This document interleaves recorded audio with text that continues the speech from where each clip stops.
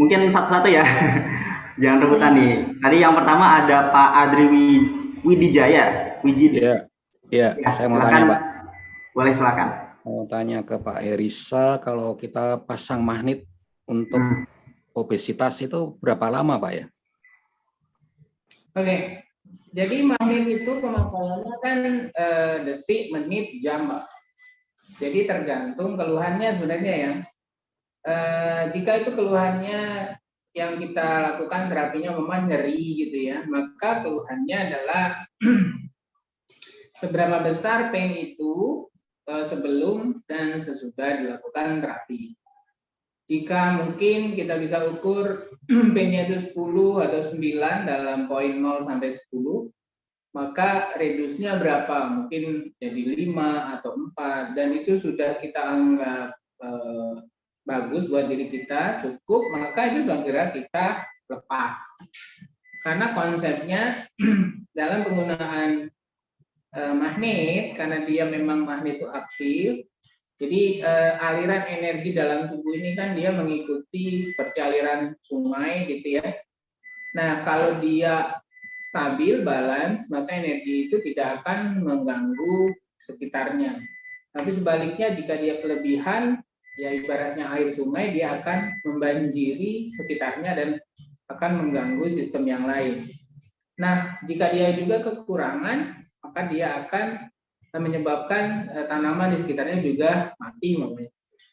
Nah, itu konsep basic penggunaan magnet.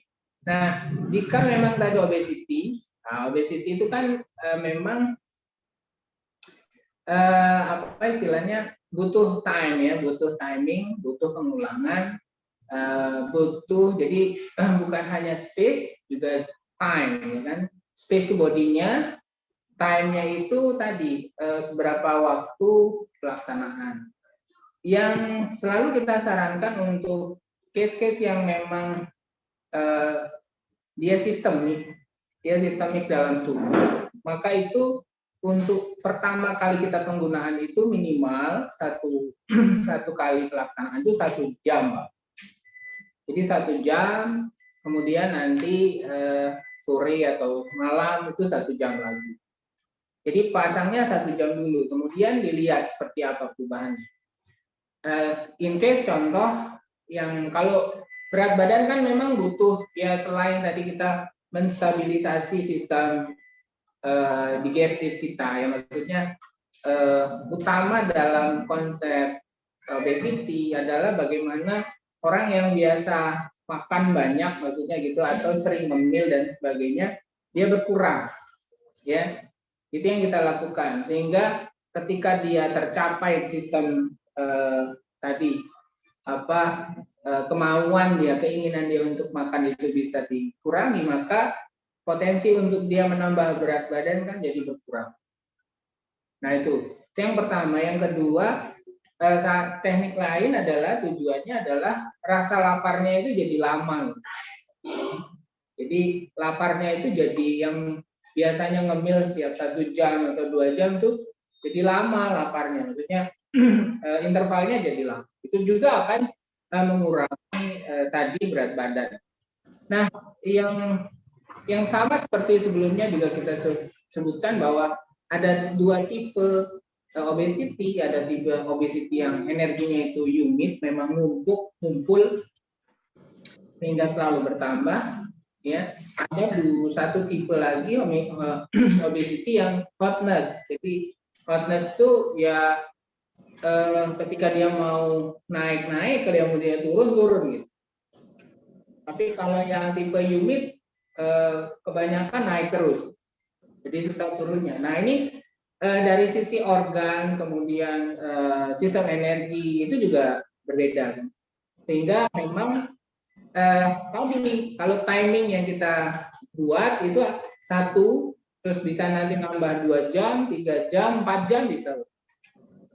Jadi dilihat before dan after gitu. Jadi ketika awal ternyata rasa laparnya juga jadi panjang, kemudian keinginan untuk makannya jadi berkurang ya. Maka itu bisa dilihat berat badan sebelum dan sesudah. Jangan sampai juga kemudian malah nggak makan gitu, sama sekali nggak makan juga nggak kita harapkan. Nah itu yang akhirnya Bapak Ibu sendiri yang bisa tahu polanya seperti apa. Jadi ada teman yang pakai Manit, jadi berat badannya memang berkurang, dia ngerasa rasa laparnya itu jadi lebih lama. Yang biasanya lapar, ini laparnya panjang. Begitu Pak. Jadi maksimum 4 jam Pak ya?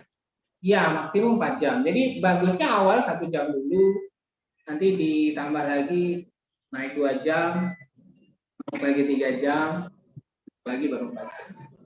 Nggak langsung 4 jam. Karena dilihat bagaimana penyesuaian energi di tubuh. Oke Pak, terima kasih Pak.